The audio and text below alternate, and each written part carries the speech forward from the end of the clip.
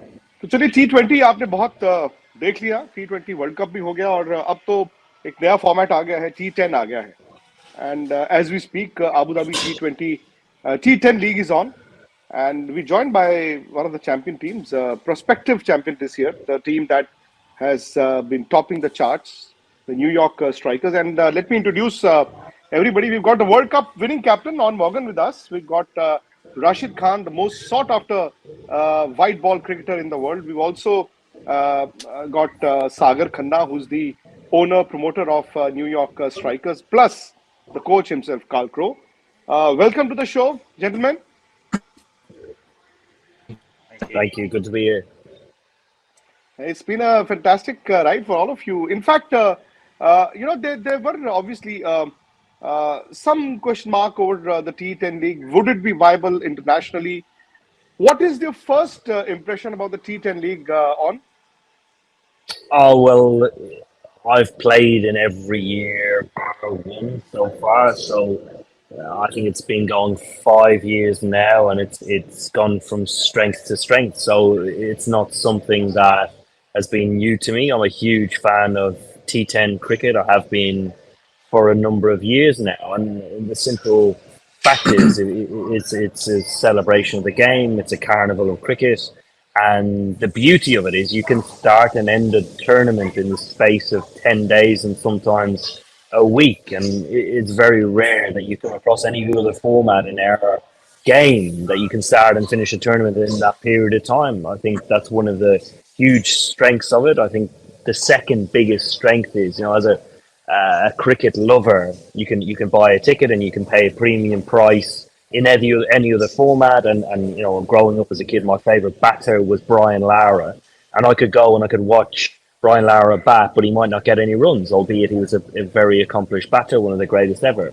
In T10 cricket, you buy a ticket for the game, and you actually get to see two, possibly three games in one day. So you don't just get to see Brian Lara, you get to see Rashid Khan, Corin Pollard, the likes of big name players across 4 to 6 teams in the course of a day. So your value of ticket and pure entertainment is exceptional in this format. And looking at your form, there are suggestions that possibly you could have still played the World T20, possibly led England to another title as the captain as well. No, no, no. That's a lot of smoke, and a lot of rubbish, to be honest. Certainly, the team that went on and won the T20 World Cup were exceptional. The best teams in the world. They had no flaws within the team, and certainly, given the time that I retired, was certainly the right moment for me and the team. If you look back at the transition between the captaincy and myself and Joss Butler, it allowed him enough time to transition to go from strength to strength to become the brilliant leader and tactician that he is, and allow others grow around him and at different stages over and above him, given the leaders he has within the group. So I would argue that the timing was actually perfect in order for the team to go on and win the T20 World Cup. Well, in hindsight, on in India, we are possibly regretting having run into England in the semi-finals. Maybe the fans are saying some other team would have done. Rashid, the most important white ball cricketer in the world right now. I mean, you go and play every league. Again, the Abu Dhabi T10, this format, your team. What do you make of the success of the team?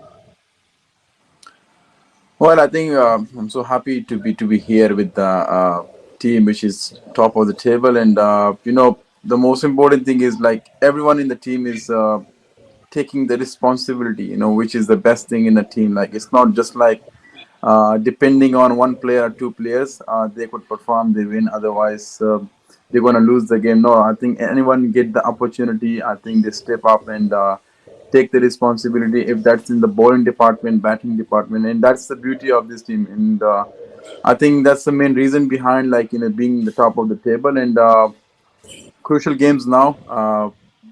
Knockout stage, and I think for us the best thing is just go there and express the skills and enjoy the game. And T10 is always about like the more you enjoy, I think the better you Hmm. perform. So it's just about that. And we as a team we are enjoying it, and I've been with the team from the last two games, and Yeah, it has been great experience so far. Only a champion like you can say there's no pressure. But Rashid, three formats in white ball cricket: 50 overs, 20 overs, 10 overs. As a bowler, how is T10 different for you? In a one-day match, you get 10 overs. You also know that a couple of loose balls won't matter. In a T20 game, you get 4 overs. In T10, you get 2 overs. So how do you alter yourself?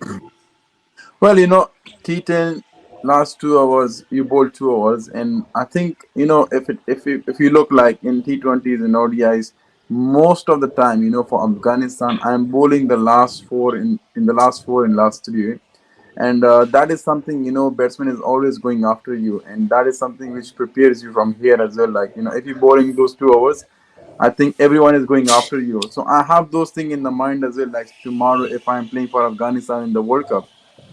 In ODI, I'm bowling 48 over or 47th over. And I think it will be the same scenario like in T10. Everyone will be going after you. So I think it's a kind of best preparation for you as well here to learn like what is the options you're gonna go on with, and it makes you well prepared for that as well.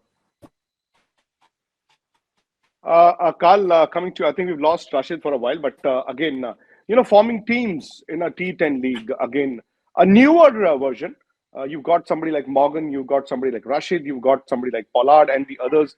Um, what was the preparation going into the combinations? I mean, before the tournament. So obviously our four direct signings were, brilliant signings in terms of personnel, in terms of skill, in terms of experience, and myself, Slater, and the other coaches, and the captain and Shri, our analyst, talked very much about having a balance between that experience and youth. Young players come in and bring their exuberance and expressing themselves, and having someone like Owen in the team and Ollie just means that whatever's in front of us, they've fully faced it before in their careers.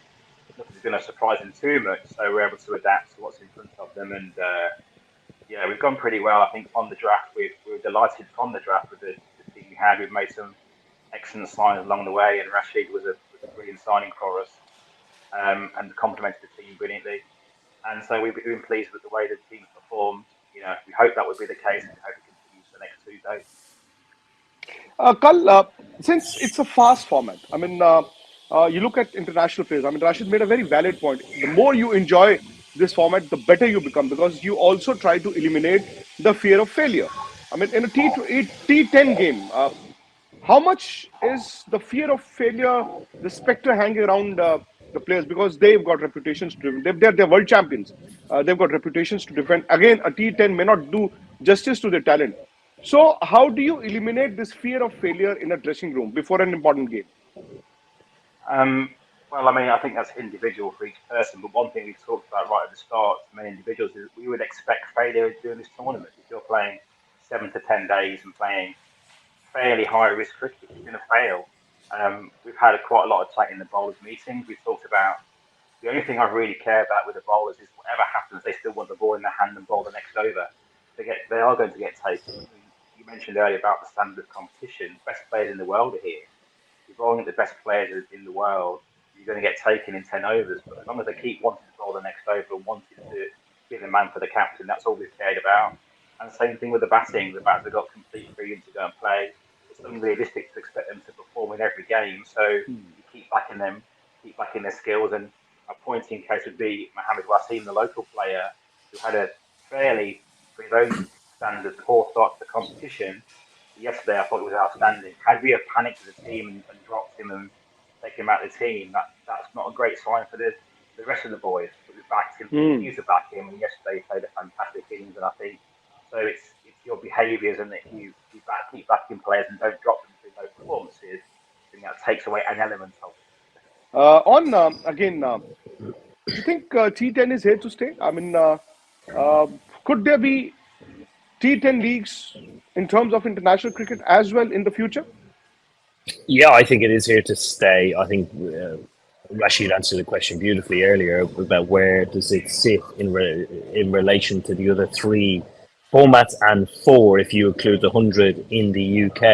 In actual fact, it carves out a little niche of its own in that it doesn't threaten any of the other formats. Whereas when you look at possibly T20 cricket over the course of its evolution and development. It's possibly threatened the 50 over game and test match cricket really in the long term. And the effect that it's had has been unbelievable. I see T10 cricket as being something that continuously gets bigger and better, and very much like the Rugby Sevens tournament that travels around the world and celebrating what rugby is and developing different skills for players along the way. I see the tournament growing in that sort of format. So I see multiple um, tournaments around the world over the course of the next 5-6 years. On you were in Adelaide the other day. I saw you. How would you look at the World Cup semi-final? And again, India came into the tournament with experience. But what exactly you think would have happened with the Indians? Because on that wicket, in that ground, they just let England dominate them. Yeah, I don't think they let in any heavyweight battle when it comes to a side being dominated like they were. And let's be honest, India were dominated from start to finish. You have to Yes. continue to throw punches. And England did that. I thought Joss Butler's captaincy was outstanding. I thought his tactics and strategy throughout the whole game were absolutely excellent. And actually, England made India play that way. They strangled them. It looked like India didn't have a plan B or a plan C to go to. So when their plan A didn't work, they had nowhere to go. And possibly in the first 13, 14 overs of the first innings, the game was already dead and buried. We were sitting and watching and talking about why India chose to play that way.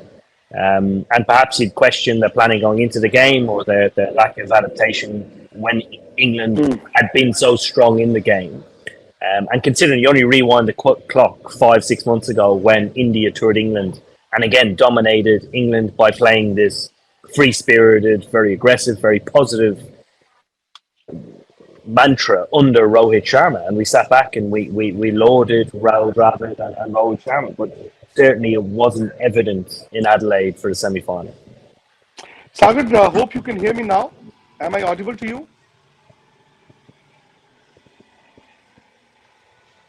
He's muted. Sagar, Sagar, are you able to hear me? No, I think he can't. He can't. Rashid bhai, again, what do you make of your team? I mean, you're going to the qualifiers, the knockouts. Is this the champion team for the edition? I think the way we play and the cricket the guys playing is something you want to be and should deserve to be a champions. But I think it's T10. Anything can happen. 1 hour change total.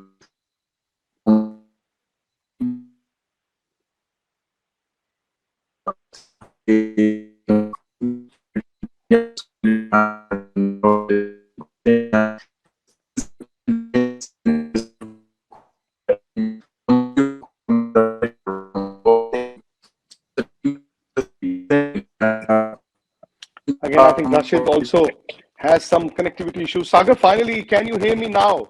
Yeah, I can hear you. Can you hear me? Thank God I can. I can. Yes. Uh, My question again was why the name New York Strikers? I mean, this is cricket, and New York Strikers doesn't really strike anything for me. okay, so basically, when I used to play cricket, I used to like, I used to love striking the ball. So my team's Okay. name was Strikers, and then Abu Dhabi League had suggested we need a city's name before our team Okay. names. So we went with New York Strikers. And how would you look at your team and the league and the future? Our team is doing pretty well. The points table speak for itself. We have a good team, mixture of young talent and experience, like Morgan, Pollard, Wahab Riaz, and then young lads like Rashid Bhai, Paul Sterling is there, Izhar, Naveed, excellent spinner from Hmm. Afghanistan is there. So we have a mixture of team. Very happy with the team. And the future is we're looking to grow. Me and Carl were just speaking about it this morning. We are definitely looking to grow. We have already shown the world that we are here to win. We are here to stay, and we'll definitely grow in the future. Well, I can only wish you and your team uh, good luck, and I hope Thank you. to see you guys once again on Sports Talk Sports Today, hopefully with the trophy in your hands. Thank you, sir. Thank you. Thank you. Bye Thank bye. you.